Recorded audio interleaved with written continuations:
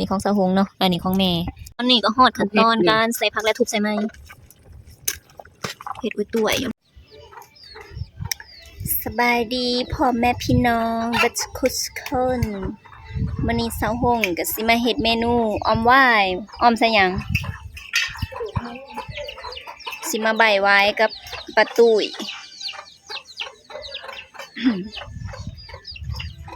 คือหนังสูงแท้พี่น้องซื้อไว้มามื้อนี้บ่มีของกินอีหยังเลยแล้วก็ซื้อไว้มาเนาะแล้วสิมาใบเหือมื้อนี้ก็อากาศก็ร้อนเนาะประมาณ35องศาเนาะเหือนี่เต็มหลังเลยสุ่มเหม็นเลยแล้วก็ผื่นขึ้นคอนี่เป็นตุ่มข้างนี่ก็มีเนาะคันร้อนอากาศร้อนแบบมันถือกับเหือเฮาแล้วมันก็ขึ้นมักเป็นตุ่มแถวคอนี่แล้วก็คันหน้ามื้อนี้อากาศลมบ่แม่นขี้กากว่าจังน้อยคันหน้ามันเป็นภูมิแพ้เนาะ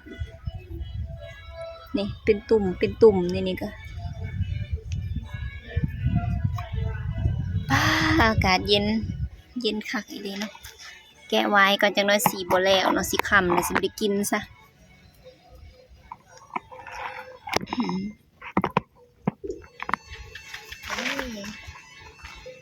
คือประเทศจะเจอเรื่องคนตะก้า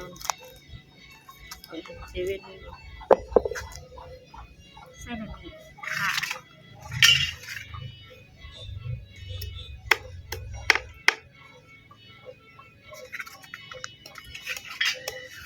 กินเขาเก่าตัวนี้บ่มีน้ำลายปานใดเนาะยังใหม่ได้มีไว้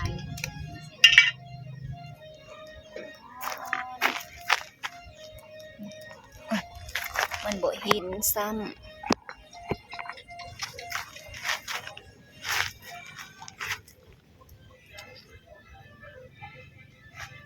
อันนี้ไว้เนาะไว้ใหญ่พี่น้อง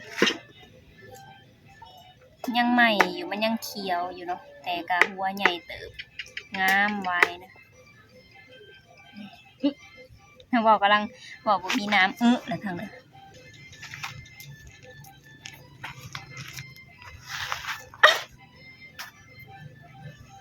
ขับขี้งัว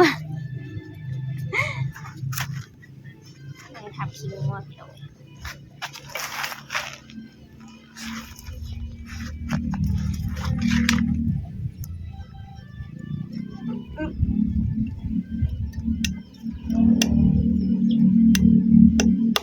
ตอนนั้นฝนตกใส่มันตะขินน้ำมาก็แบบนี้แหละชามตก ราคาเท่าไหร่20,000โอ้ก็จะคือกันมีนอกสิยันว่าเขาขายดีกว่าทุกสิบนะก็ต้องกระนั้นหมด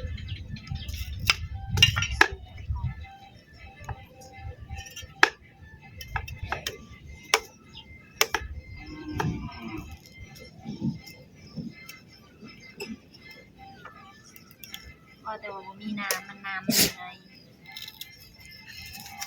ซื้ออันน้ำมาให้ในสดินคือนี่กินบ่หมากบ่ใหญ่เพิ่นเบิ่งแล้วบ่โอ้ยกำเอาใหญ่กันเลยดินพันตรงค่ะเจิดลงใส่กิน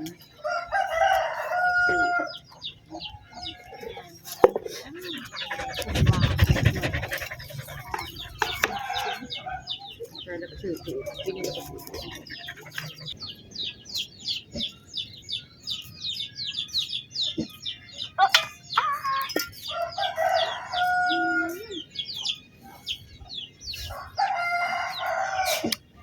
เพื่อสิได้กินพี่น้องเอ้ยจะแม่นถูกโตอันข้าวเจ้าใบข้าวเจ้าใบแล้วนะก็มีเนาะแต่ว่ามันสิแพงกว่านี้แต่ว่ามันได้น้อยเดียวนึงยังบ่ตกคันมาใบเองก็ได้หลายแน่ก็ต้องทนความเจ็บให้ได้แต่ก็ลื่นกันบ่หลายดอก อันเขาเจ้าขายนะกำหนึ่งนะบ่แม่น30,000ผมบ่รู้กำเท่าใดกำละ15บ่รู้30แต่ว่าพอติดใส่บทท่ออันนั้นแล้วกันน้อยเดียวธนาคารก็จะทำนะแม่งดีนะดูเร็วเอาเขาพูดตลอดเดือนละเดือนเอาเงินมาเอาไปลองจะให้ดูเราไม่ต้องเพิ่มเห็นถูกโซ่เนี่ยถูกป่ะไม่เคยเห็นตัวสบายลองไปเคยยังไงนะบางงานกินน้ำยังก็ทำกินน้ำเนี่ยนี่คืออันนั้นบอกนี่แง่เอาหวานเอากินเมนขนมอยู่ในกรงคามบือไล่คืนเนี่ยบอสเนี่ยอันก็ดึงให้มันผูกแง่เองเอาแง่ตรงนะ เก่ากับฉันนี่แหละแต่ขาไก่อยู่นี่โอ้ยฉัน สั้น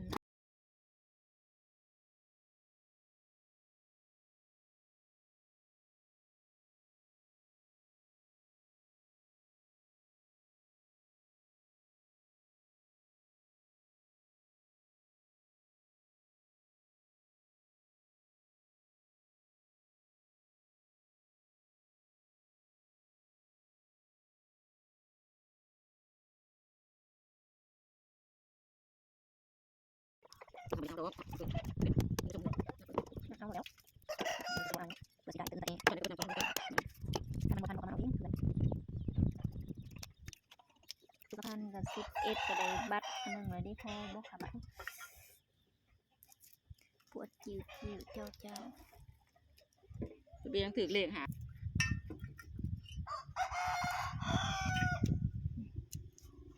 โอ้ยหมดคุก เบิ่งน้ำมันนี่แหลมแม่นเบิดนี่นะ เอาเกลือใส่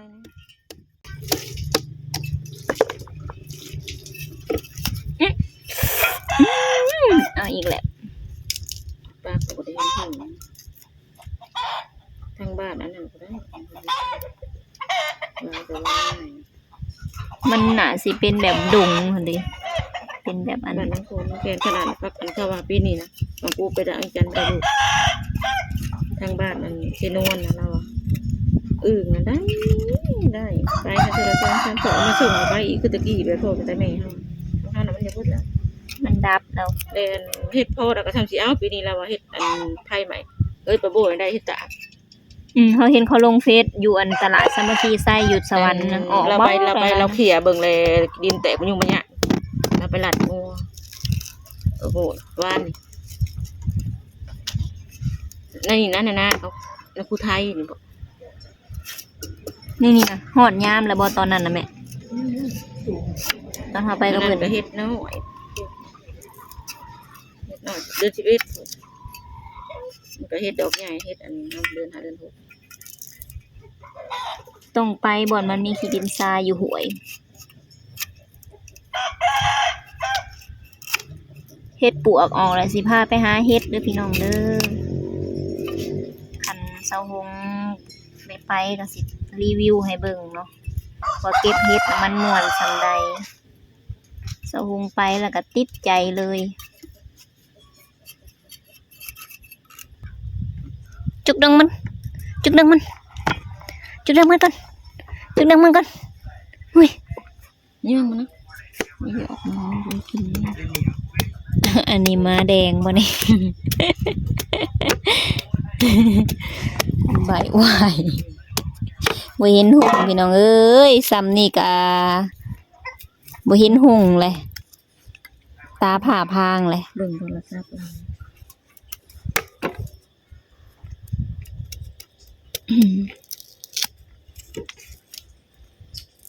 เพื่อสิได้นี่ดิสะหงน่ะได้ประมาณ4 อัน อันนี้ของสะหงเนาะอันนี้ของแม่ก็ว่าอยู่มันไปไซเบิดว่ะคือได้หน่อยเดียวบ่แล้วพายุพี่เบิดได้ประมาณกำหนึ่งไปแล้วพี่น้องเอ้ยได้ยิบหนึ่งกรอบหนึ่ง หมอพูดเป็นล่างนะกูจะไปจ่องเอาไว้มาค้าง เดี๋ยวสะหงสิเอาไปต้มแล้วเนาะ ล่างแล้วก็ซื้อ มันยังแก่อยู่นี่นะแม่ หมุนบ่เห็น นี่ ตัวนั้นน่ะมันตกลงเนี่ย นี่นะหัวนี่ก็แก่ นี่แหละแกได้กูนี่นั่นน่ะโอ้ยมึงยึดบังยุ เลือกอันโตมันนี่เด้สินี่โตมันออกมานี่ แล้วก็เอาไปล่างซื้อใส่ต้มเกลือแล้วก็ตำกินน้ำโหด ไป วิญญาณวิญญาณของหวายเนาะเอามาตุกเอ้าลืมล้าง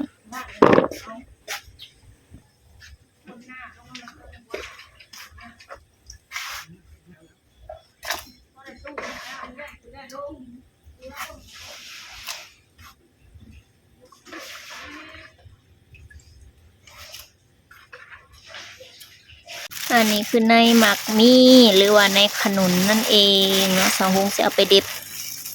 เพื่อให้มันแตกหนอแล้วก็สิเป็นต้นเนาะ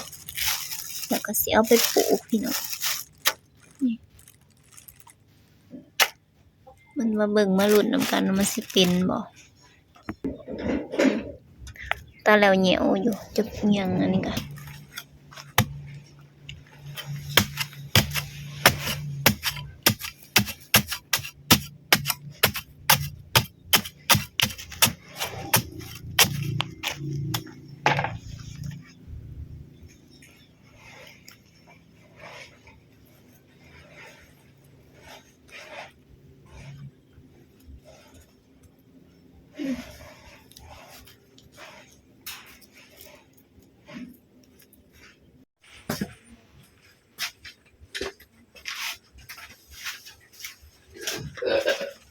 ใส่ไร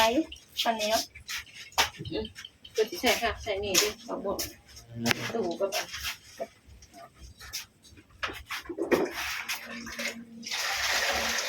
เป็นสองใช่ ฉันซื้อมาคิดไผ ก็กิน แล้วปลูกขายบ่ ตลาดเนาะ ใส่จัก3หมากพอบ่เฮ็ดอยู่ ใช่โลดหา6 หมาคนบ่ได้เพิ่น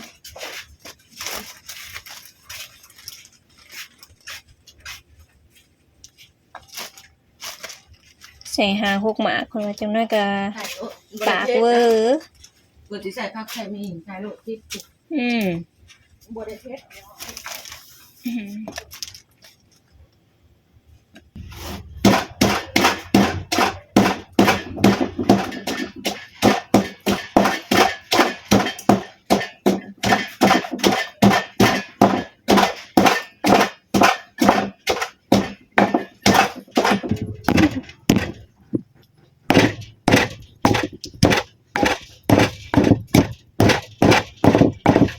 อันนี้เป็นผักพี่น้องผักอัน ใบเกก็ ใบแป้งนัวเนาะมันเป็นยาดีอย่างนี่แหละสะหงสีเด็ด นี่ผักใส่ สิตัดใส่อันอ่อมวายเนาะ ลูกหมูใส่ผัก ถ้าอันต้มใส่อันนี้แกงบัดแกงแล้วก็ต้มเลยเพิ่นซื้อมาเช้านะลูกหมูนะ 10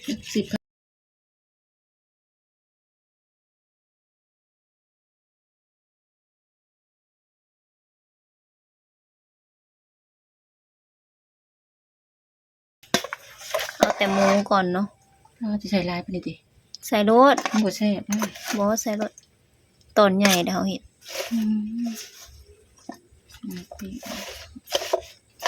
2ตอนอันเฮาไหนลีเฮาบ่กล้าซื้อสิ นี่10,000แล้วก็เบื่อมา ตอน อันนี้ก็ ใส่ข้าวเบื่อพี่น้องข้าวคั่วรสแหว่งเฮ็ดกินแซ่บตอนนี้ก็ฮอดขั้นตอนการใส่ผักและทุบใส่ไม้เฮาใส่นะ6-7หมาก เก็บอ่อนใช้ไปอีตู่ใส่ละลายเลยนะ น้ำกันนั่นแหล้วเบิดแล้วตัดหากมันออกอ๋อตัวพี่น้องเผ็ดอุ้ยตัวอยู่เนาะเดี๋ยวสิถูกมะเผ็ดใส่ใหม่เพิ่นว่ามันบ่เผ็ด โอ้โห สุกแล้วเด้อพี่น้องเดี๋ยวสิตักใส่ถ้วยก่อนได้น้อยหนึ่งบัดพอแกงแล้วก็ได้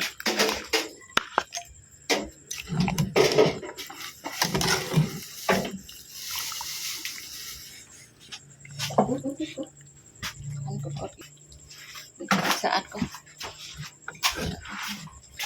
กินอยู่ในนี้นะจ้าแกงหวายอ่อมหวายมาเด้อพี่น้องสำหรับคลิปนี้ก็ขอจบคลิปไว้เพียงส่ำนี้เนาะรีวิวแกงหวายมื้อนี้ก็ได้ซื้อไว้มาแต่ตลาด แกงใส่สารพัดกระดูกหมูกระดูกหมีอันนี้แม่งอัน แม่งอันนั้นมันไข่ได้นี่นะเห็นบ่นี่ไข่มันนี่ดิแมงขนุนเนาะเขาจะเอิ้นแมงขนุนน้อยแมงขนุนใหญ่พอเพิ่นไปก้านไปเยืองแต่สมงก็บ่ค่อยกินดอกมันมีแต่ก้างหยำยาก รวมมา